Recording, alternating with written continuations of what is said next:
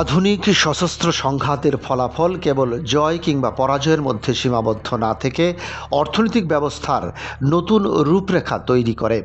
যুক্তরাষ্ট্র ও ইরানের মধ্যকার সাম্প্রতিক সামরিক উত্তেজনায় দুই দেশের বিপুল আর্থিক ক্ষতি হলেও বেশ কিছু খাত লাভের মুখ দেখেছে।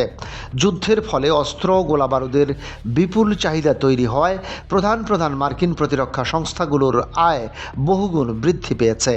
উন্নত প্রযুক্তির ক্ষেপণাস্ত্র ও প্রতিরোধ ব্যবস্থা বিক্রির মাধ্যমে একটি শীর্ষ সামরিক উৎপাদনকারী প্রতিষ্ঠান শত কোটি ডলার আয় করেছে।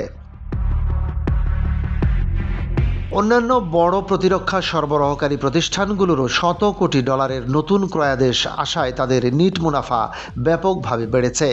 অস্ত্রের দীর্ঘমেয়াদী চাহিদা ও জাতীয় নিরাপত্তার অজুহাতে সামরিক খাতে সরকারি ব্যয় বৃদ্ধি এই খাতকে দীর্ঘমেয়াদে লাভবান করেছে।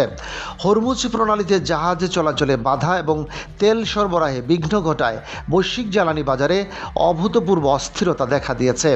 আন্তর্জাতিক তেল উত্তোলন ও শোধনকারী প্রতিষ্ঠানগুলো এই সুযোগে জ্বালানির মূল্য বাড়িয়ে দ্বিগুণ পরিমাণ মুনাফা অর্জন করেছে।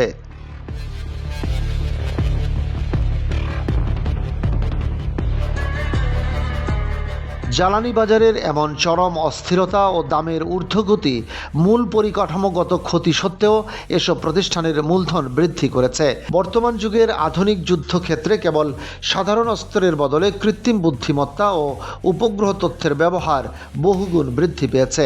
সামরিক ও গোয়েন্দা কাজে তথ্য বিশ্লেষণ এবং ক্লাউড সেবাদানকারী প্রযুক্তি প্রতিষ্ঠানগুলো সরকারের বড় চুক্তি হাসিল করেছে।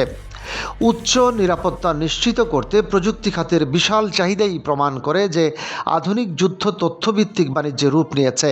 বাণিজ্যিক সমুদ্রপথে ঝুঁকি তৈরি হওয়ায় পণ্যবাহী ও তেলবাহী জাহাজগুলোর যাতায়াত ব্যয় এবং ভাড়া রেকর্ড পরিমাণে বৃদ্ধি পেয়েছে। এছাড়াও ভূরাজনৈতিক ঝুঁকি বিশ্লেষণকারী প্রতিষ্ঠান, বেসরকারি নিরাপত্তা সংস্থা এবং বার্তা সংস্থাসমূহ এই অস্থিতিশীলতা থেকে সুবিধা পেয়েছে।